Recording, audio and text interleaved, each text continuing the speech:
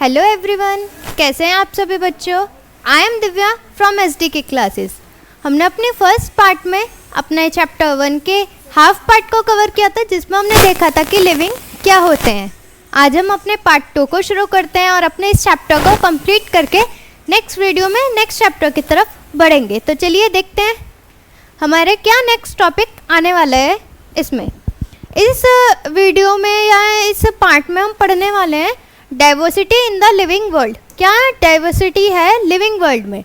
Diversity का मतलब मैंने आपको अपनी प्रीवियस वीडियो में भी बताया था कि डाइवर्सिटी का क्या मतलब होता है कि अलग अलग प्रजातियाँ, अलग अलग नंबर्स ऑफ एनिमल्स की ब्रीड्स कह सकते हैं या उनके टाइप्स कह सकते हैं। जैसे कैट्स हैं, एग्जांपल ले लेते हैं। कैट्स है, कैट्स में क्या है, अलग अलग वैरायटीज़ होती हैं कैट्स की। सिर्फ कैट में एक सिंगल टाइप की कैट नहीं आती है, मल्टीपल टाइप्स ऑफ कैट्स आते हैं। तो वो क्या हो गई उनकी डाइवर्सिटी, कैट्स की डाइवर्सिटी हो गई। The world diversity was first used by W Rosen in 1985। जो पहली बार डाइवर्सिटी बायोडाइवर्सिटी वर्ड यूज करा गया था पहली बार, वो किसने करा था, डब्ल्यू रोजन ने करा था। कब, 1985 में। ठीक है। It refers to the variation of life forms on earth from the genetic level to the ecosystems. ये क्या है, ये हमें बताता है कि क्या क्या नए नए वेरिएशंस आते हैं हमारे लाइफ फॉर्म में। मतलब जो हमारे एनिमल्स, बर्ड्स या ह्यूमन बींग्स हो गए, इन सब में जो कहाँ पर रहते हैं, हमारे अर्थ पर। भाई हम सब कहाँ रहते हैं, एनिमल्स, बर्ड्स, ट्रीज कहाँ रहते हैं, अर्थ पर रहते हैं। फ्रॉम द जेनेटिक लेवल, उनके जेनेटिक लेवल से। जेनेटिक लेवल मीन्स जो उनके मदर और फादर के कॉम्बिनेशन से वो बेबी डेवलप होता है। उसमें क्या होता है, एक मदर का जीन्स आता है और एक फादर का जीन्स आता है। दैट मीन्स एक जेनेटिक लेवल। मतलब जो नया हमारा ऑफस्प्रिंग निकल के आया है वो किससे रिलेट करेगा, हमारे मदर से और फादर से सिमिलर होगा। ठीक है। कहाँ पे, हमारे पूरे इकोसिस्टम में। अगर हम अपने पूरे इकोसिस्टम में देखें तो जितने भी animals, birds, human beings, insects, ये सब क्या है, सिमिलर शो होते हैं। That's because all have as genetics and some genetics have same. That means कि उनमें जेनेटिक कुछ कुछ सेम होते हैं। कई जैसे प्लांट्स हो गए, एनिमल्स हो गए या इंसेक्ट्स, बर्ड्स होते हैं, इनमें क्या होता है, जेनेटिक डिट्टो उठ के आ जाते हैं। मतलब जैसे उनका पेरेंट्स हैं ऐसे ही उनके ऑफस्प्रिंग, दैट मीन्स बेबीज होते हैं। ठीक है। ह्यूमन बीइंग्स में होता है जो मदर के अलग जीन्स आ गए और फादर के अलग जीन्स आ गए, तो बच्चे के कैरेक्टर्स कुछ अलग निकल के आते हैं, पर होते हैं दोनों के मिक्सचर ही हैं, सिमिलर शो करते हैं। ठीक है। तो जितने भी हमारे इकोसिस्टम के अंदर जेनेटिक लेवल पर जितने भी वेरिएशंस आते हैं वही क्या कहलाता है, हमारा diversity. The number of species that are known and described range between 1.7 to 1.8 millions, which is maybe only 15 to 20% of the actual number। हमें बताया गया है कि स्पीसीज को बताया है, ऐसे डिस्क्राइब करा गया है कि वो 1.7 से 1.8 मिलियंस तक हैं। और अगर हम इसे एक एक्चुअल नंबर में देखें तो ये कुछ 15 से 20% है। दैट मीन्स 100 में से 15 to 20% क्या है, हमारी नंबर ऑफ स्पीसीज पाई जाती हैं। एक टेंटेटिव आइडिया है, टेंटेटिव डाटा है, पर्टिकुलर कोई फिक्स डाटा नहीं है जो हम एज्यूम कर लेते हैं, ये वो है। This refers to biodiversity of the number and types of organism present on earth. यही बताता है कि कितनी तरीके की डाइवर्सिटीज़ हैं, कितने तरीके के नंबर्स एंड टाइप्स के ऑर्गेनिज्म हमारी अर्थ पर प्रेजेंट रहते हैं। भाई बहुत सारे हैं। अब अगर हम सबको एक एक करके गिनेंगे तो हम नहीं गिन पाएंगे, भाई कहाँ तक और कितने लोग गिनेंगे। तो हम एक एज्यूम करके चलते हैं कि 1.7 से 1.8 मिलियंस क्या है, इसके बीच में स्पीसीज, नंबर ऑफ स्पीसीज हैं, जिसे अगर हम एक राउंड ऑफ फिगर में देखें तो 15 to 20% है। This variety of plants and animals that live in any particular habitat or all around the world includes a diversity of genetic materials communities and ecosystems.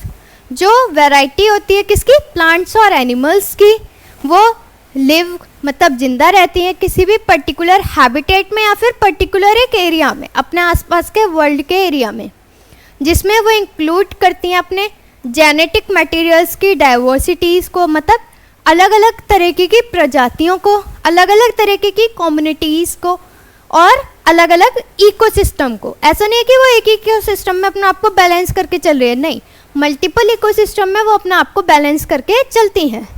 That means उनके पास इतनी है capacity है कि वो अपने आप को अलग अलग इकोसिस्टम में बैलेंस करके चला सकती है।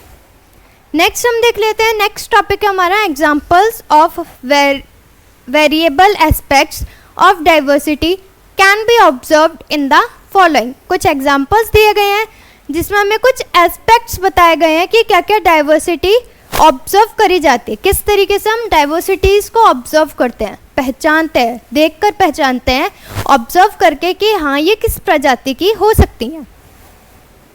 First one is the members of one species in an ecosystem show variation in their morphology and structure.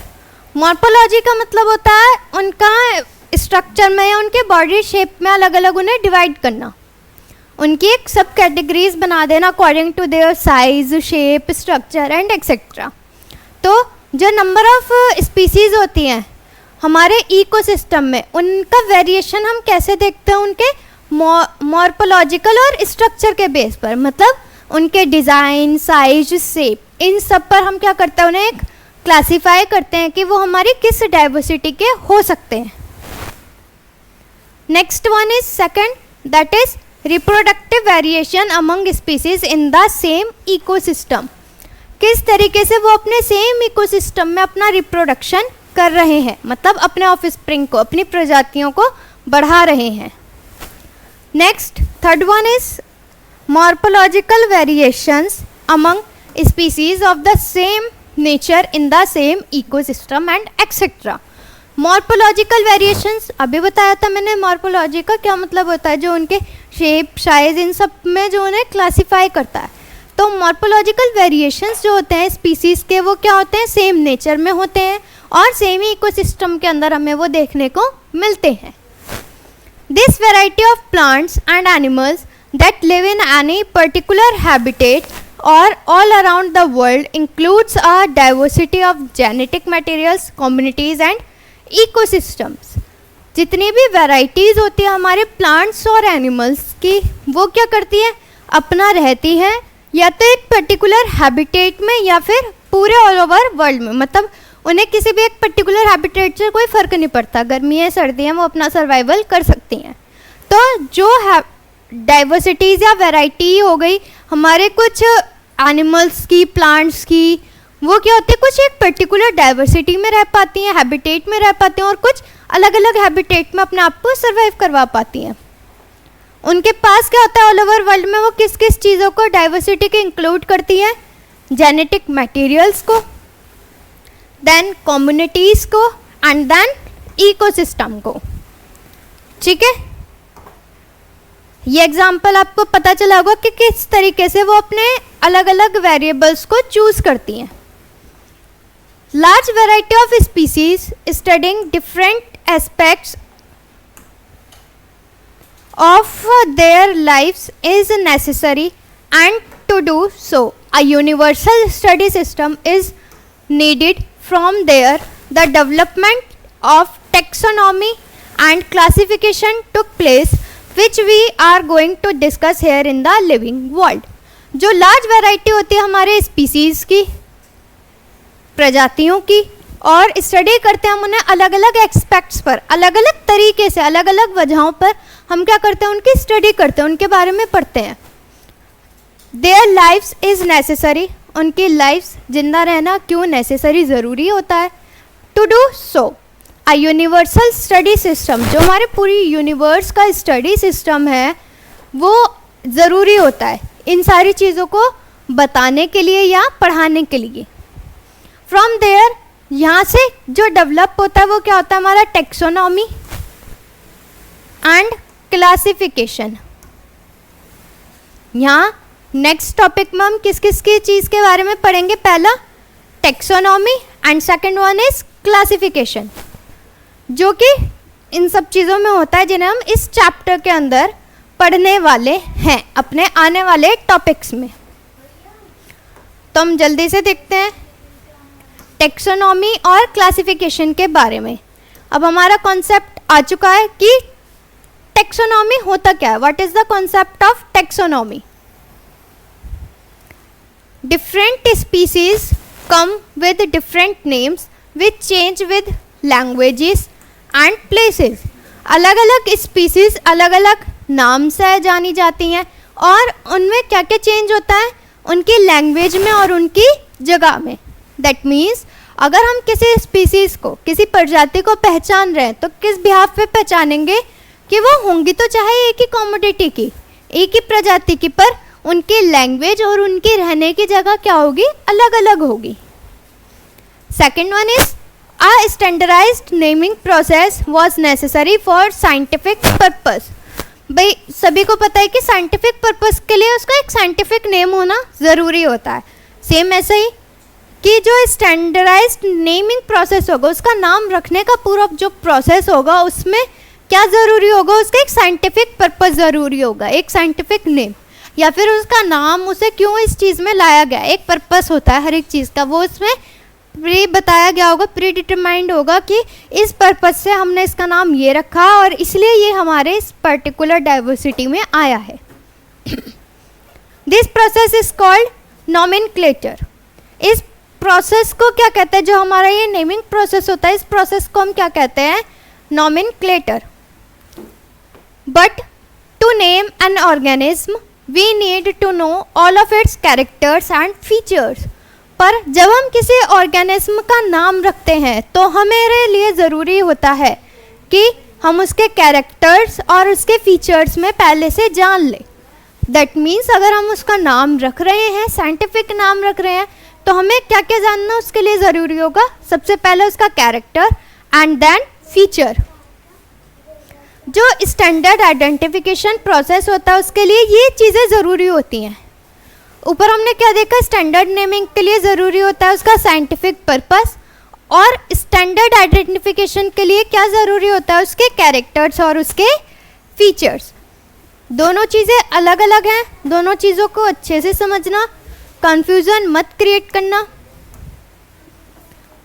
The nomenclature process is guided by international codes that provide rules and regulations. जो nomenclature है ये एक ऐसा process है जिसमें अभी पढ़ा हमने कि नॉमेनक्लेचर क्या है, एक प्रोसेस है जिसमें हम साइंटिफिक नेम रखते हैं। तो ये क्या है, इंटरनेशनल एक मतलब गाइडलाइन प्रोवाइड करी गई है, इन्हें इंटरनेशनली कोड दिए गए हैं जिसमें उसके रूल्स और रेगुलेशंस के बारे में लिखा गया है। अब ये दो तरीके के होते हैं।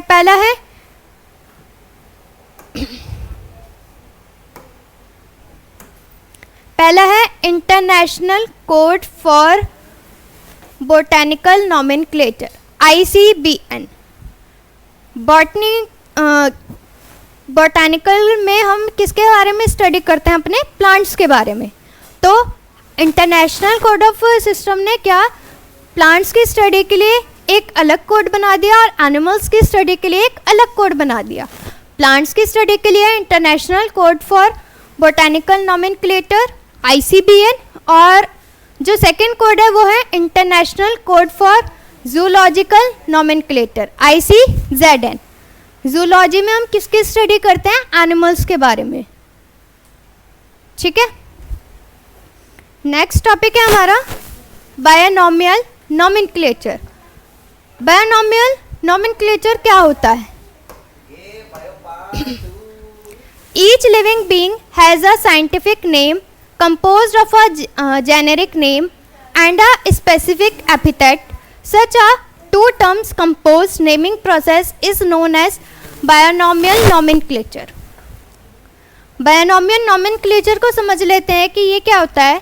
ये हर एक लिविंग बीइंग का एक साइंटिफिक नेम होता है जो कंपोज करा जाता है उसके जेनेरिक नेम से, मतलब उसके जेनेटिक से, क्या क्या उसमें जेनेटिक है, क्या क्वालिटी है, क्या कैरेक्टर्स है, क्या फीचर्स है, और जो इसके स्पेसिफिक एपिथेट्स है, अडेप्टेशन की जो उसकी स्पेसिफिक पावर है, उनके बिहाफ पर ये दो टर्म को कंपोज करता है नेमिंग प्रोसेस में, जिसे हम कहते हैं बायनोमियल नॉमेनक्लेचर।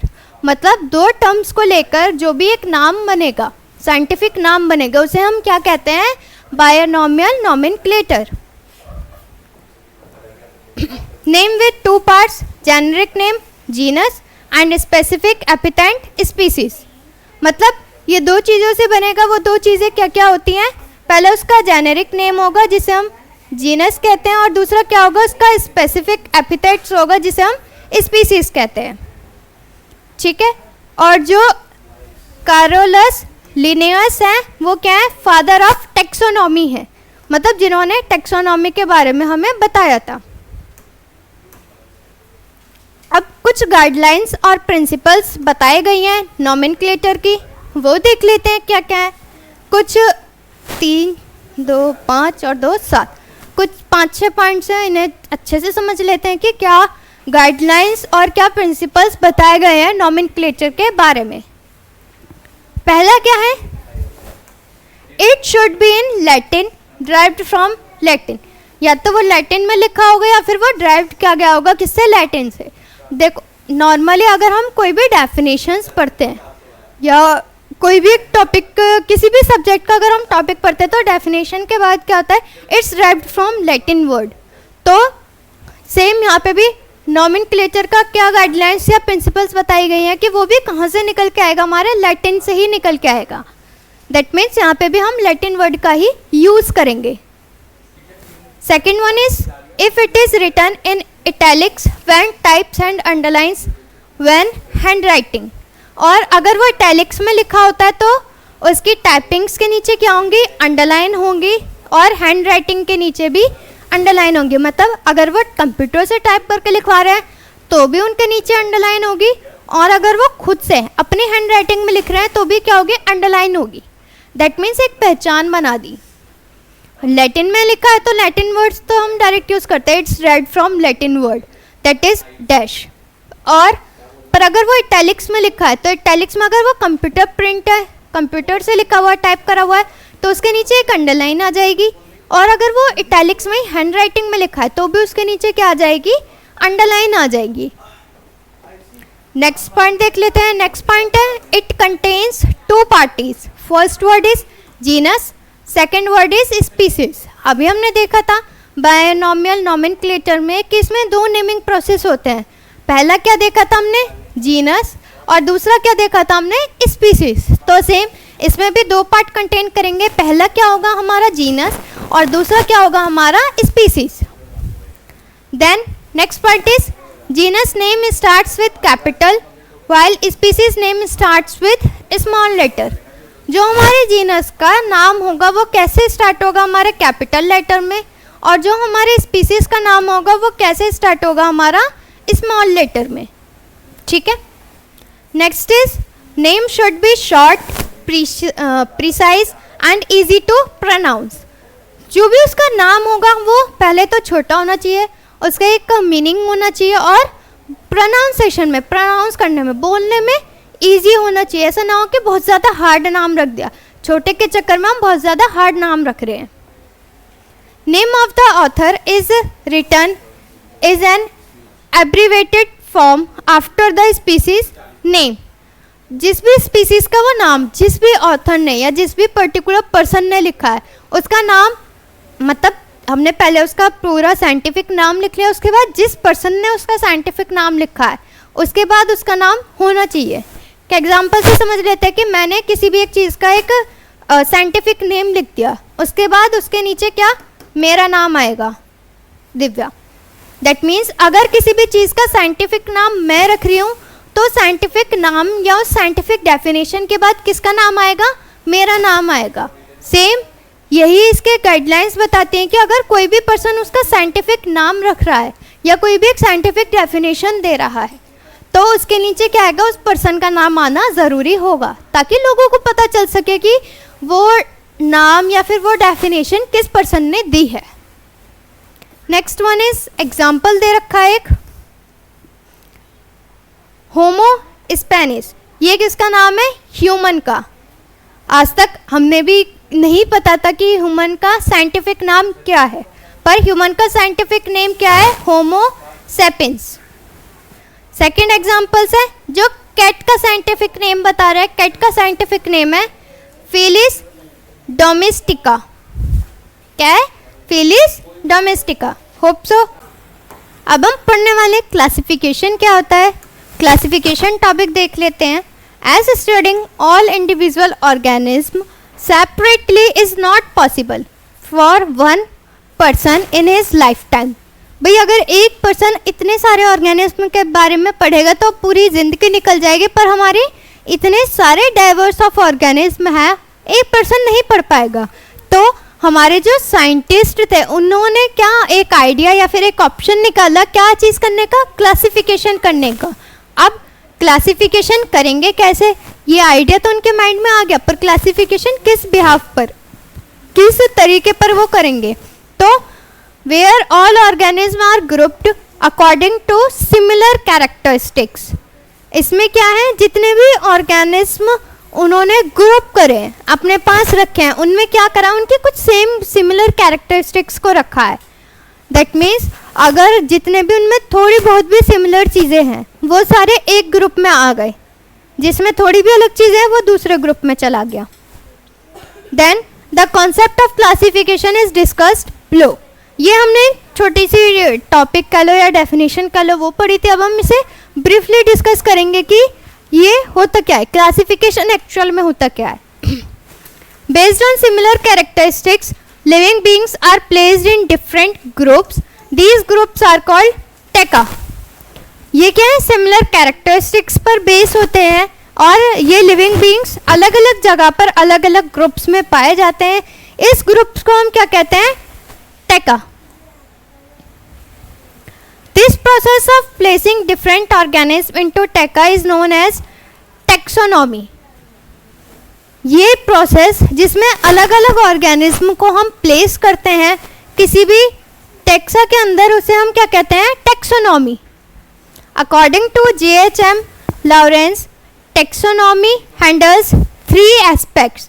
ये अपने अंदर 3 एस्पेक्ट्स को दिखाता है। पहला है identification, then is nomenclature and third one is classification of organism. किसी भी ऑर्गेनिज्म का आइडेंटिफिकेशन, उसकी पहचान कैसे होगी। सेकंड इज उसका नॉमेनक्लेचर, उसका नाम किस तरीके से रखा गया, एंड थर्ड वन इज उसका क्लासिफिकेशन किस बिहाफ पर किया गया है। तो ये 3 चीज़ें किसके लिए ज़रूरी एक्सपेक्ट्स होती है? हमारी टैक्सोनॉमी के लिए। The man did not stop after classification. भाई ह्यूमन थे तो वो क्या क्लासिफिकेशन के बाद भी नहीं रुके। देयर क्यूरियसिटी, उनके अंदर की जागरूकता, अलग अलग चीज़ को खोजने की ताकत या एक्साइटमेंट जो था, has lead them to learn about relationships among different species. इन्हीं उनके जानने की जागरूकता, इच्छा को, एक्साइटमेंट को क्या हो गया? उन्हें एक नई चीज़ें सीखने को मिली कि डिफरेंट स्पीसीज में क्या रिलेशनशिप होता है, कैसे वो आपस में एक दूसरे के साथ डील करते हैं। भाई ह्यूमन बींग्स में देख लेते हैं। ह्यूमन बींग्स में क्या है? अलग अलग ह्यूमंस हैं। अब क्या है? बहुत सारे ह्यूमंस को एनिमल्स से या पेट्स से बहुत ज़्यादा अटैचमेंट होता है।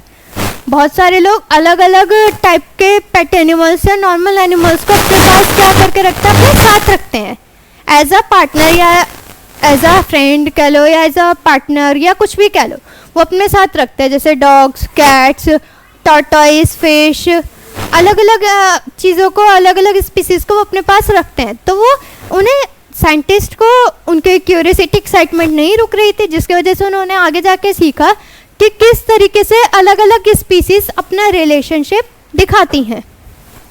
जो ब्रांच होती है बायोलॉजी की, वो डिलाइन करती है इंटर रिलेशनशिप को, किस किस के बीच में स्पीसीज को लीड करेगी towards their origin and evolution को, जिसे हम क्या कहते हैं? Systematics.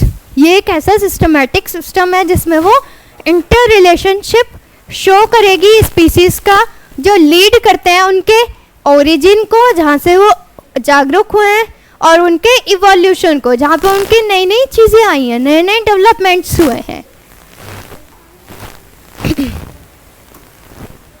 Next one is taxonomic categories. अब टेक्सोनॉमी तो हमने पढ़ लिया कि टेक्सोनॉमी क्या होता है, पर टेक्सोनॉमीज की कैटेगरीज क्या होती हैं?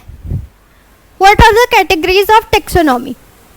ये हम इसमें पढ़ेंगे कि क्या होती हैं। Each steps of classification involves several steps. हर एक क्लासिफिकेशन के जो स्टेप्स होता है उसमें अलग अलग स्टेप्स इन्वॉल्व होते हैं। मतलब मान लो अगर ये क्लासिफिकेशन के अंदर 4 स्टेप्स हैं तो उन 4 के अंदर क्या होंगे, मल्टीपल स्टेप्स होंगे, 1 2 3 4 5 6 अलग अलग और भी स्टेप्स होंगे। ठीक है, तो ये इसमें कहा गया है कि जो ये हर एक स्टेप्स होता है किसका, हमारे क्लासिफिकेशन का, उसमें और भी तरीके के स्टेप्स इन्वॉल्व होते हैं। Each of which expresses are rank or category. ये सारे क्या करते हैं, जो भी स्टेप्स होते हैं ये क्या एक्सप्रेस करते हैं, उनकी रैंक को, उनकी कैटेगरी को, वो कौन से नंबर पर आ रहे हैं। And these are arranged in a definite higher to lower order. और भाई ये सबको पता है कि ये क्या हाई से लो की तरफ ऑर्डर में अरेंज होते हैं। This is known as a taxonomic hierarchy, जिसे हम क्या कहते हैं, टेक्सोनॉमिक हिरार्ची कहते हैं। These ranks are the taxa singular taxon of 7 types. Different taxonomic categories are discussed separately below. ये रैंक टैका जिसमें सिंगुलर टैक्सॉन होते हैं, जिसके 7 टाइप्स होते हैं। ये वाले ये टैक्सोनॉमिक्स में अलग अलग तरीके, अलग अलग कैटेगरीज में बताए गए हैं, जिसे हम अलग अलग सेपरेट करके डिस्कस करने वाले हैं अभी आगे इसी वीडियो के अंदर। पहला है हमारा स्पीसीज, देन है हमारा genus, then family, then order, then class, then phylum and then kingdom. ये हो गए हमारे 7 सेपरेट कैटेगरीज किसकी, टेक्सोनॉमिक की। First one is species, second one is genes, third one is family, fourth one is order, fifth one is class, sixth one is phylum and seventh is kingdom. अब इन सबको हम separate topic wise पढ़ेंगे, क्या क्या इनके topics हैं, कैसे कैसे इन्हें बताया गया है, क्या इनका क्लासिफिकेशन है, क्या इनकी डेफिनेशन है। First is species. Taxonomic studies consider a group of individual organism with fundamental similarities as a species. One should be able to distinguish one species from the other closely related species based on the distinct morphological differences. जो हमारी taxonomic की study होती है ये consider करती है group of individual organism के individual separate groups को, जो फंडामेंटल सिमिलैरिटीज होती हैं किसी भी प्रजाति की, किसी भी स्पीसीज की। One should be able to distinguish one species from the other closely related species. ये क्या है, ये इतनी एबल होती हैं कि जो ये डिस्टिंग्विश करते हैं एक स्पीसीज का किसी भी दूसरी रिलेटेड स्पीसीज से। वो किस बेस पर करते हैं, उनके मॉर्फोलॉजिकल डिफरेंसेस पर।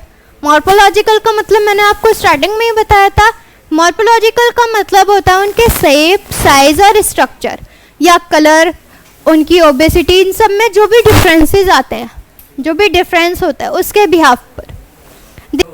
This is the group of organism with similar characteristics and an interbreed. That means जो ऑर्गेनिज्म होते हैं, ग्रुप ऑफ ऑर्गेनिज्म होते हैं, वो क्या होते हैं, सिमिलर कैरेक्टर्स के होते हैं और इंटरब्रीड, एक ही प्रजाति के होते हैं। दे आर रिप्रोडक्टिवली आइसोलेटेड, और ये क्या होते हैं, रिप्रोडक्टिवली आइसोलेटेड होते हैं, एक जगह पर ही स्थिर होते हैं। Example, mango plants found all over the world are included in indica species. Mango plants क्या है, हमें ऑल ओवर वर्ल्ड में हर जगह देखने को मिलते हैं, पर ये क्या है, कौन सी प्रजाति के हैं, इंडिका स्पीसीज के हैं। दैट मीन्स ये हमें सारे ऑल ओवर वर्ल्ड में तो देखने को मिलेंगे, पर इनकी स्पीसीज, प्रजाति क्या है, इंडिका स्पीसीज है। अब हमने जो भी 7 पॉइंट्स डिस्कस करे थे उनमें से फर्स्ट पॉइंट क्या था हमारा, jeans.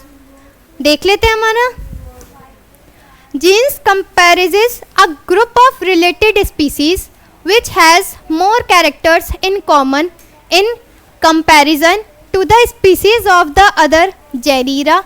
We can say that genera are aggregates of closely related species.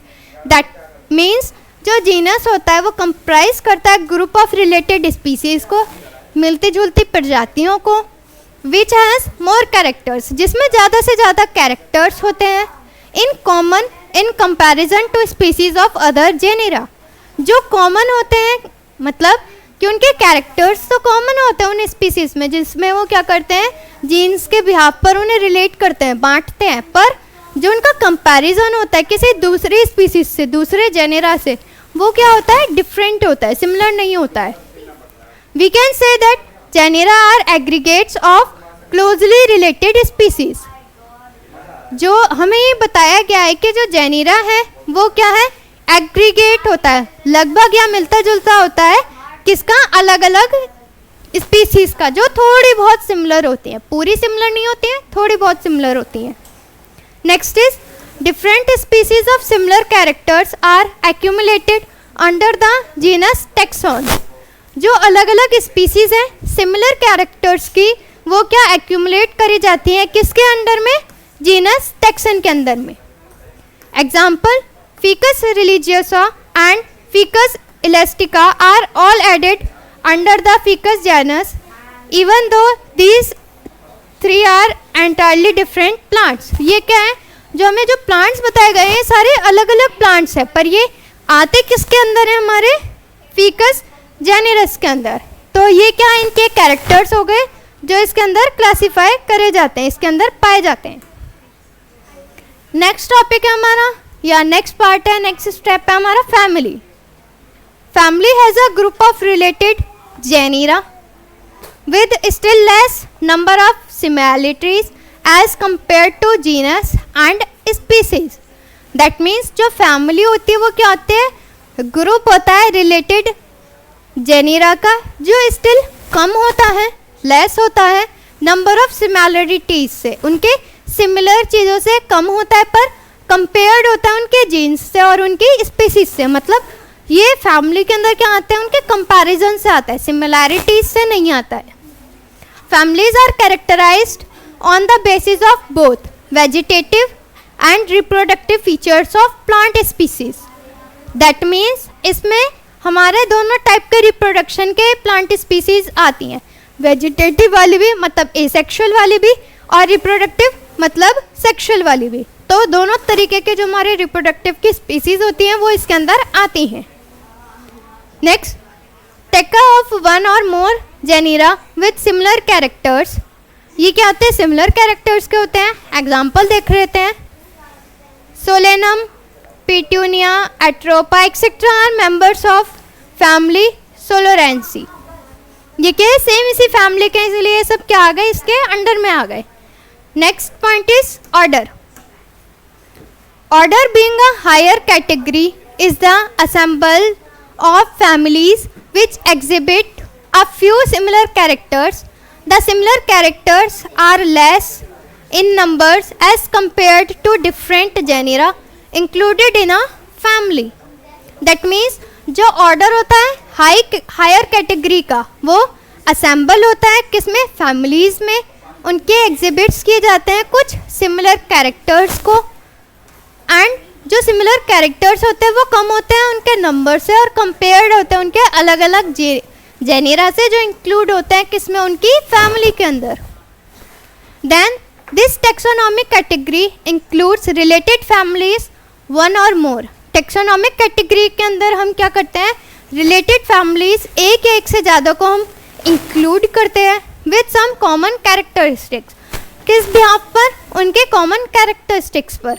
Example felidae and canidae are added under order carnivora. ये क्या है, किसके अंदर आते हैं, हमारे कार्निवोरा के. Next one is class. This category includes related order. ये क्या करती है, इंक्लूड करती है कुछ रिलेटेड ऑर्डर्स को. जैसे this taxonomic category includes closely related orders of one or more numbers. ये टेक्सोनॉमिक कैटेगरी जो होती है टेक्सोनॉमिक की, वो क्या करती है, इंक्लूड करती है बहुत ज़्यादा क्लोजली रिलेटेड ऑर्डर को, एक या एक से ज़्यादा नंबर्स के। इसका एग्जांपल है क्लास मैमेलिया, इंक्लूड्स करती है ऑर्डर को किसके, कार्निवोरा के, और अदर ऑर्डर्स को पेरिमेटा के। दैट मीन्स ये अपने अंदर दो तरीके के चीज़ों को इंक्लूड करती है mammalia. First one is carnivora and second one is primata. That means class के अंदर ऑर्डर वाइज आते हैं, इसमें अलग अलग ऑर्डर्स को वो एक साथ इंटीग्रेट करती हैं। नेक्स्ट पॉइंट इज डिवीजन और फाइलम। इट इंक्लूड्स और ऑर्गेनिज्म, ये क्या करते हैं, इंक्लूड करती है सारे ऑर्गेनिज्म को, belonging to different classes having a few common characters. ये क्या करते हैं, ये वो सारे ऑर्गेनिज्म को इंक्लूड्स करते हैं जो बिलोंग तो करते हैं अलग अलग क्लासेस से, पर उनके अंदर के कुछ कॉमन कैरेक्टर्स क्या होते हैं, सेम होते हैं, जिसके बिहाफ पर वो हमारे किस पार्ट के अंदर आते हैं, हमारे फाइलम के अंदर या फिर डिवीजन के अंदर आते हैं। This taxon includes classes of common features. इस टैक्सॉन के अंदर क्या आते हैं, कुछ कॉमन फीचर्स आते हैं क्लासेस के। Example, the spermatophyta division includes two classes, first one is gymnosperm and second one is angiosperms. In animals the division name as phylum. That means जो इनका डिवीजन होता है वो दो क्लासेस में होता है, first one is gymnosperm and second one is angiosperm. Then जो एनिमल्स होते हैं, एनिमल्स के अंदर हम इसी डिवीजन को क्या कह देते हैं, फाइलम कह देते हैं। Next one is kingdom. अब किंगडम क्या होता है, all animals belonging to various phyla are assigned to the highest category called kingdom. Animalia in the classification system of animals, ये एनिमल्स को बिलोंग करता है अलग अलग वेरियस टाइप के जो फाइला होते हैं, उन्हें असाइंड करता है जो हाईएस्ट कैटेगरीज के होते हैं, उन्हें वो किसके अंदर लाता है, किंगडम एनिमेलिया के अंदर लाता है। और जो एनिमेलिया होता है वो किसका क्लासिफिकेशन सिस्टम है, हमारा एनिमल्स का। सो दैट मीन्स क्या मतलब हुआ इसका, जो एनिमल्स होते हैं वो बिलोंग करते हैं अलग अलग वेरिएबल्स को, वेरियस फाइला को, जो असाइंड किए जाते हैं हाईएस्ट कैटेगरीज पर। हाईएस्ट कैटेगरीज को हम किसके अंदर रखते हैं, हमारे किंगडम के अंदर रखते हैं, किंगडम एनिमेलिया। एनिमेलिया क्या है, ये वो क्लासिफिकेशन सिस्टम है एनिमल का। The kingdom plantae on the other hand is distinct and comprises all plant from various divisions. Plants के अंदर भी दूसरी तरफ देखा जाता है कि ये सारे अलग अलग टाइप के डिस्टिंग्विश्ड और कंपैरिजिव डिवीज़न देखने को मिलते हैं। द लार्जेस्ट और highest taxonomic category is called a kingdom. जो लार्जेस्ट और हाईएस्ट टेक्सोनॉमिक की कैटेगरी होती है उसे हम क्या कहते हैं, किंगडम कहते हैं। Then all the plants are placed under kingdom Plantae which all animals are placed under kingdom Animalia. वो प्लांट्स जो सारे प्लेस्ड किए जाते हैं एक किंगडम के अंदर उसे कहते हैं हम किंगडम प्लांटी, और वो सारे एनिमल्स जिन्हें प्लेस किया जाता है एक किंगडम के अंदर उन्हें हम कहते हैं kingdom Animalia. To store and preserve these data of taxonomy and systematics as well as utilize them, we need some aids और tools। इन्हीं सारे डाटा को या इन्हीं सारी चीज़ों को स्टोर करने के लिए, प्रिजर्व करने के लिए उन्हें टेक्सोनॉमी के कुछ सिस्टमैटिक्स यूटिलाइजर्स का ज़रूरत होती है, उन्हें कुछ ज़रूरत होती है एड्स और टूल्स के, ताकि वो इन सब में क्या करें, अपने डाटा को स्टोर करके रख सकें। अब next one is taxonomical aids. Taxonomical aids क्या होते हैं? Biologist have established certain procedures. जो हमारे बायोलॉजिस्ट हैं उन्होंने इस्टेब्लिश करे हैं बहुत सारे प्रोसीजर्स को एंड टेक्निक्स को जो स्टोर करती हैं और प्रिजर्व करती हैं इंफॉर्मेशन को, साथ ही साथ स्पीसीजमैन्स को, उनके प्रजाति को। टेक्सोनॉमिक टूल्स जो होते हैं वो डिफाइन करे जाते हैं एज मीन्स टू प्रिजर्व, माना जाता है कि वो प्रिजर्व करते हैं, आइडेंटिफाई करते हैं और क्लासीफाई करते हैं डिफरेंट स्पीसीजमैन्स को, मतलब डिफरेंट टाइप के प्रजातियों को। These specimen may be in living condition और may be in preserved condition. जो हम उन्हें संभाल कर स्टोर करके रखते हैं वो या तो प्रिजर्व कंडीशन में होते हैं या फिर वो लिविंग कंडीशन में होते हैं, मतलब जिंदा कंडीशन में होते हैं, या फिर किसी को हम मरी हुई कंडीशन में भी स्टोर करके रखते हैं। दैट मीन्स हम टेक्सोनॉमिकल एड्स के अंदर दो तरीके से स्टोर करके रख सकते हैं, लिविंग एंड देन उन्हें किसी बॉटल में किसी एसिड्स के अंदर करके प्रिजर्व करके रख सकते हैं। Next one is some of these are, इनमें से कुछ बताए गए हैं। First is herbarium, it is the store house. ये क्या होता है? स्टोर हाउस होता है जिसमें हम प्लांट के स्पीसीज मैन को, प्लांट्स की प्रजातियों को स्टोर करके रखते हैं। Collected plant species are dried, pressed and preserved on sheets and then arranged systematically according to the universal accepted system of classification।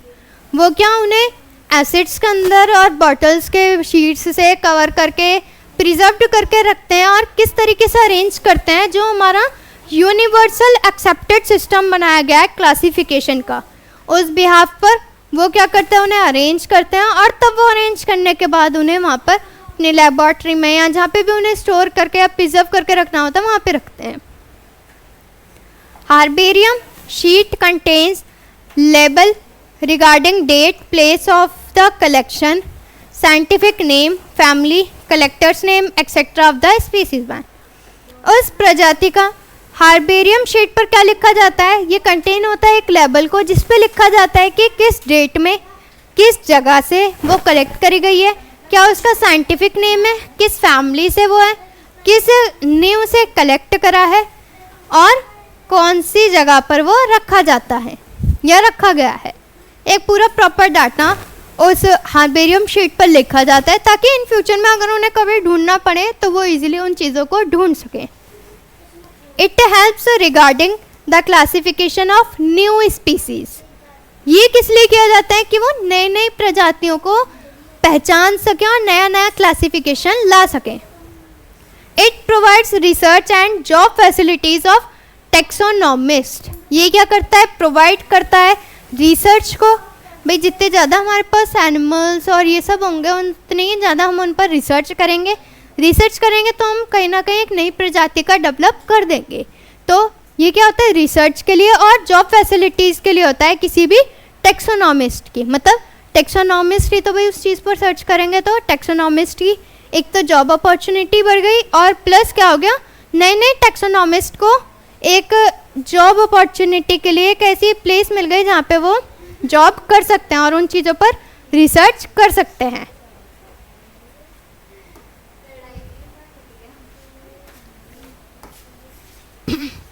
Next one is botanical garden. Botanical garden क्या होता है? It has the collection of living plant species that are grown for identification and reference. Botanical garden में क्या होता है? जैसे हमने पढ़ा था कि बॉटनी में क्या होता है कि हम किसके बारे में पढ़ते हैं? प्लांट्स या ट्रीज़ के बारे में पढ़ते हैं। तो ये कलेक्शन होता है उन जिंदा प्लांट स्पीसीज़ का जिसमें ग्रो किए जाते हैं, आइडेंटिफिकेशन पहचान करी जाती है, रेफरेंस किया जाता है। Each plant contains label indicating their scientific name and family. ये क्या करता है? हर एक प्लांट कंटेन करता है अपने कुछ लेबल को जिसकी वजह से वो इंडिकेट होता है और उसका साइंटिफिक नेम भी उसमें होता है और उनकी फैमिली भी बताई जाती है ताकि वो इजीली उसे क्लासिफाई कर सके और ढूंढकर उसे रिसर्च या अपने पास स्टोर करके रख सके। Some famous botanical gardens are Indian botanical garden Calcutta, largest in India. पूरे इंडिया का सबसे लार्जेस्ट बॉटैनिकल गार्डन कहाँ पे? हमारा कैलकाटा में। रॉयल बॉटैनिकल गार्डन क्यों?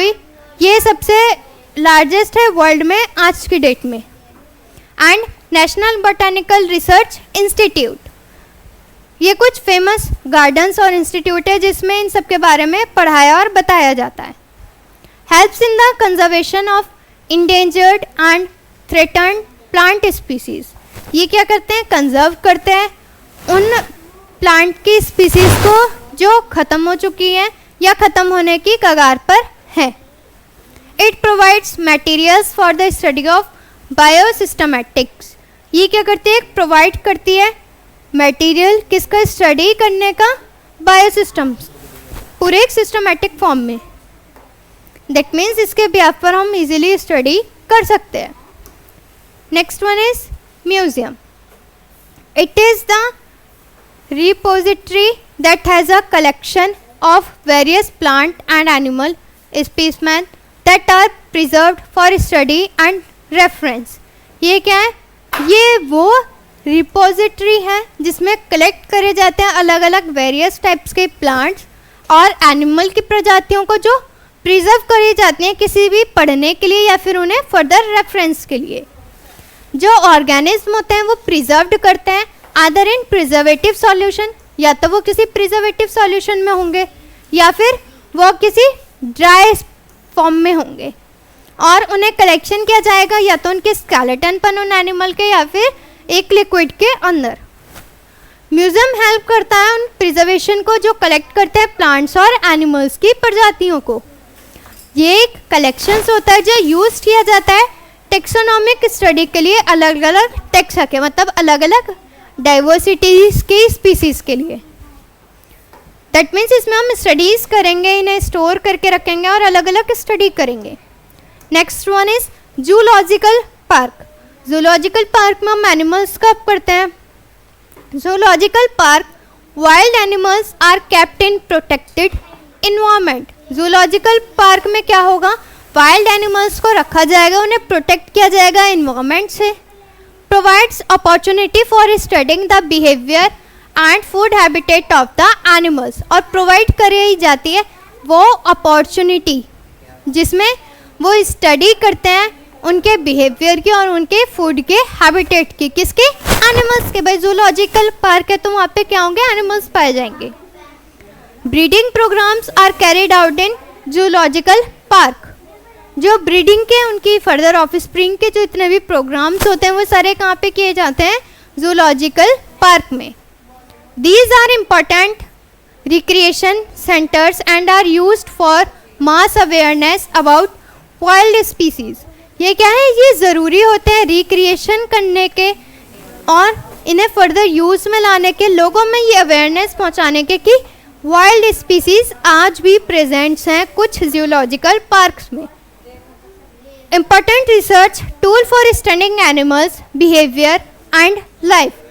ये ज़रूरी होता है उन पर रिसर्च करना, उन टूल्स पर रिसर्च कर कर पढ़ाई करना कि उनका एनिमल का बिहेवियर क्या है और क्या उनकी लाइफ है, कैसा उनका सर्वाइवल है। नेक्स्ट वन इज की। ये हमारा लास्ट टॉपिक है इस चैप्टर का। देन हमारा ये चैप्टर कंप्लीट हो जाएगा इस टॉपिक के बाद। की based on contrasting characters, especially similarities and dissimilarities among different species, the key is prepared as a taxonomic aid for the identification of plants and animals. That means जो contrast characters उन्होंने similarities के behalf पर करा है और जो dissimilarities मतलब मिलता जुलता नहीं है, ये क्या है? डिफरेंट होता है उनकी प्रजातियों से, पर ये क्या है? एक की है टेक्सोनॉमिक एड्स की जिससे वो प्रिपेयर किया जाता है और आइडेंटिफाई किया जाता है कि वो कोई प्लांट है या फिर कोई एनिमल है।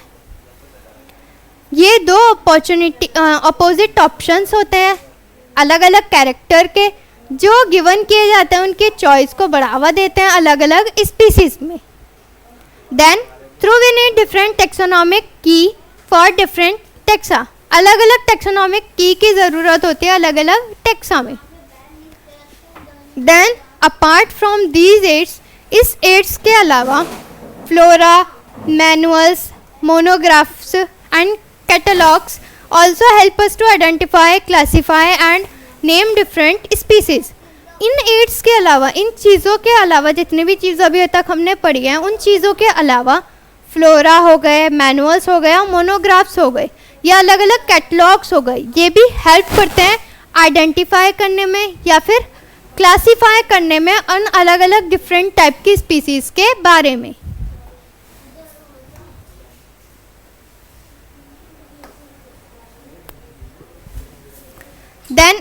अभी मैंने बताया था कि की के बाद हमारा जो चैप्टर है वो चैप्टर कंप्लीट हो चुका है। तो हमने की भी पढ़ ली, हमने सारी चीज़ें अच्छे से पढ़ ली, समझ ली। अगर आप में से किसी बच्चे को कोई भी टॉपिक में या किसी भी पॉइंट में कोई भी डाउट होता है तो आप हमें कमेंट करके बता सकते हैं। और नेक्स्ट वीडियो में हम अपने चैप्टर 2 को शुरू करने वाले हैं। तो होप सो आप सभी बच्चों को अच्छे से पूरा चैप्टर समझ आया होगा। पार्ट 1 का जो लिंक है वो आपको डिस्क्रिप्शन में मिल जाएगा। And thank you so much. ज़्यादा से ज़्यादा बच्चों तक आप अपने इस वीडियो को शेयर करें ताकि उन बच्चों को भी पढ़ने में हेल्प मिल सके। प्रीवियस वीडियोस में आप सभी बच्चों ने बहुत अच्छा सपोर्ट किया, बहुत अच्छा मोरल मतलब एक अच्छा सा आइडिया दिया, अच्छे से सपोर्ट किया, मोटिवेट किया कि मैं आगे फर्दर और वीडियोस बनाती रहूं। तो थैंक यू सो मच इतना ज़्यादा सपोर्ट करने के लिए। आगे भी ऐसे ही हमारी वीडियोस को सपोर्ट करते रहें, हमारे चैनल को सब्सक्राइब करें और ज़्यादा से ज़्यादा शेयर करें।